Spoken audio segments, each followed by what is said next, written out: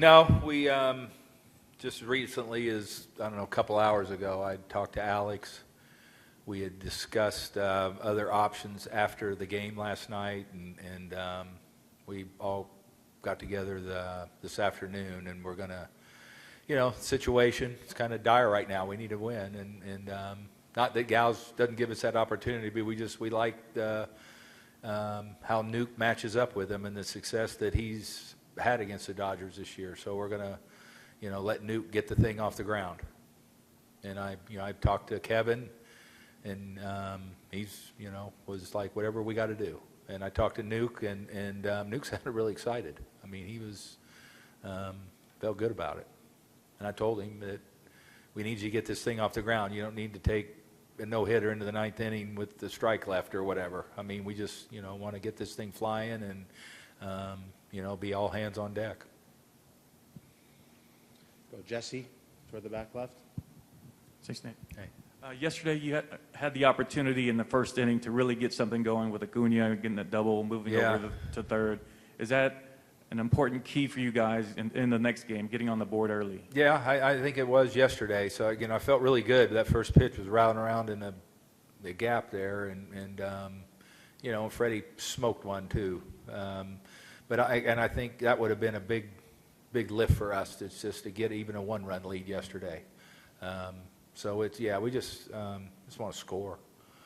I mean, I think if we could come out early and put something on the board, that would be a big lift for all of us. Go Ken, right toward the center. Brian, what might you do with Gossman tomorrow?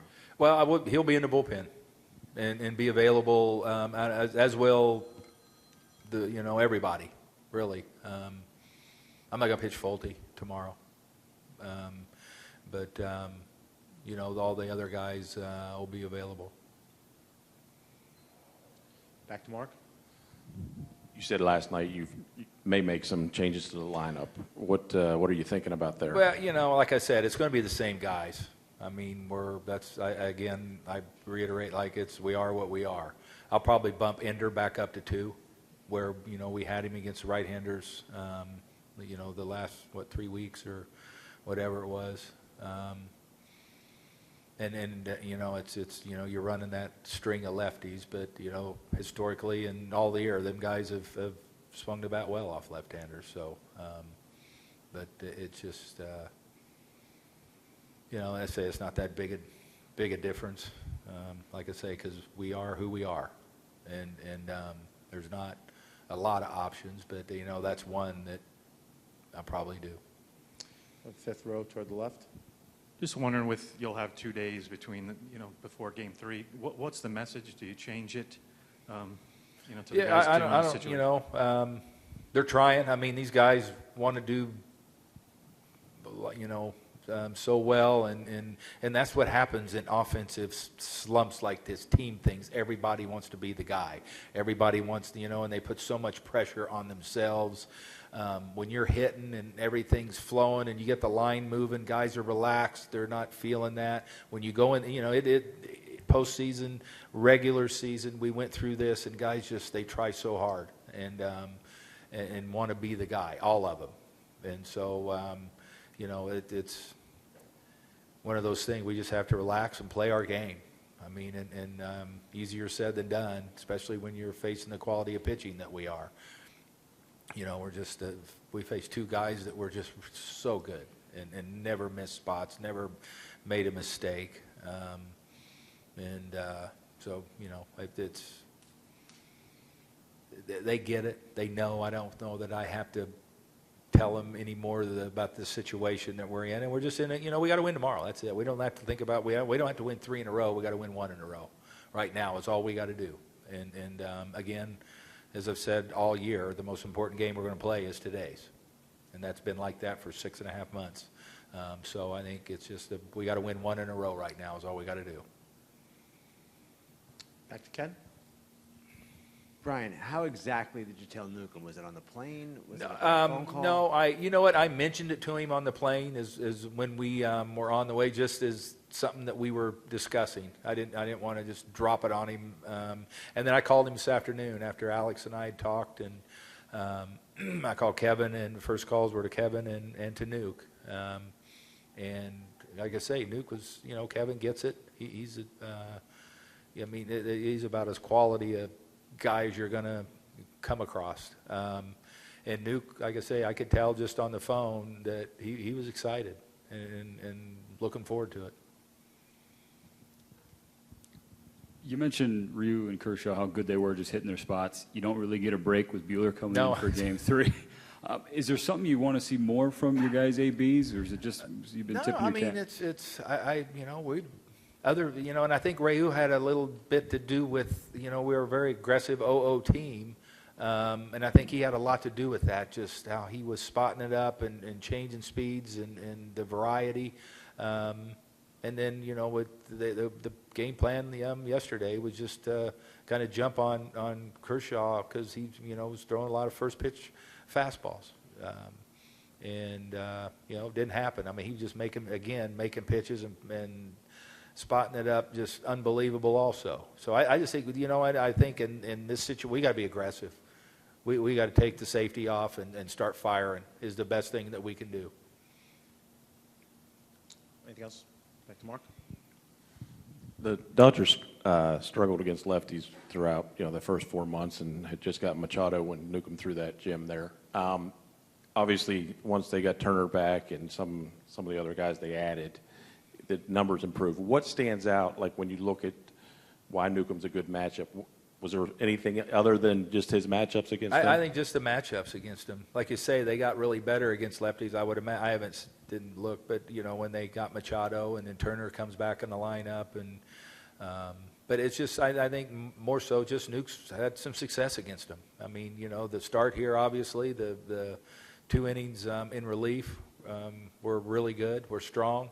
It's kind of like he's thrown better recently than he had all September. And I think that's the big factor is like he's in the way he's throwing right now is kind of how we remembered and stretches all year. So I think that had a lot to do with it. Sean, when did you find out, and when you left the stadium last night, were you anticipating the possibility of starting tomorrow? I mean, yeah, kind of just, ready for anything, with where we're at. But Snit came up and talked to me on the plane, before we took off, let me know that was a possibility. So kind of get my mind right before I kind of went to bed. We're going to go toward the back on the left. Hey, Sean, how much did those couple innings the other night kind of help prepare you for what you're going to face? I mean, I know you saw these guys earlier, but kind of, get an idea what to expect tomorrow.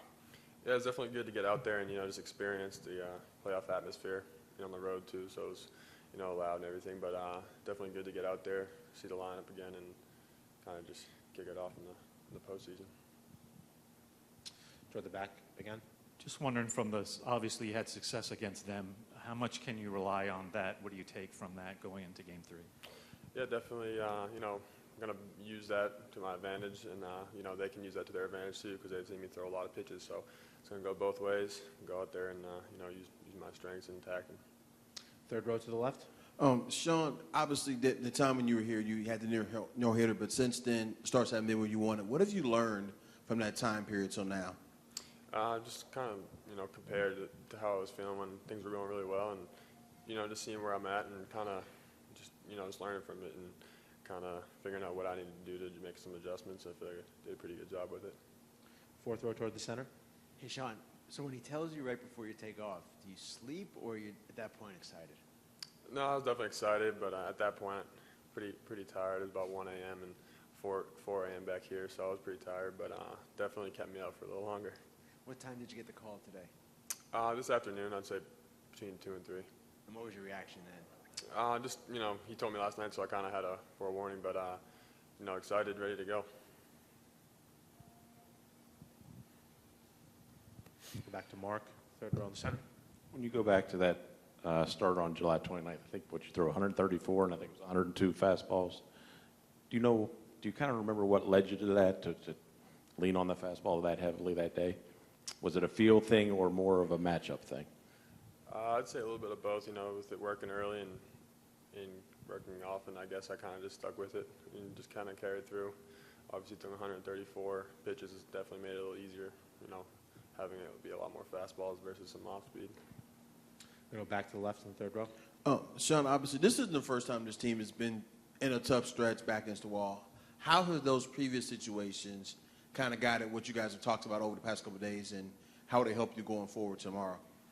Yeah, I mean, we've been in spots, you know, where we've had to win some games and had our backs against the wall, so to say. But I mean, I think we just gotta, you know, take it one game at a time, like anyone would say, and you know, just really approach it like that, because you know, we can win one game at a time. Anyone can.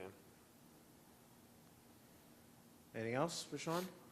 Okay, we'll do one more in the back. And just kind of curious, because it's easy to say this is just any other start, but it's really not with what's at stake.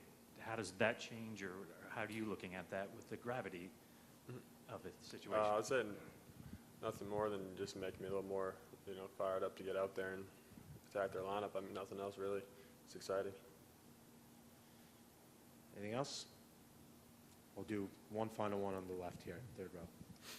Over the last two games, you've seen what this Dodgers lineup has done. What have you kind of learned just from watching them over these last two games in particular, and kind of how do you expect to kind of play that forward? You know, just, you know, typical watching a baseball game, learning what they're looking for and seeing the kind of swings they're taking on certain pitches, and just kind of getting a feel for how they are. A good, you know, just good hitting team, aggressive. And be looking for some fastballs, so they're going to come ready to swing. Got to be ready to go.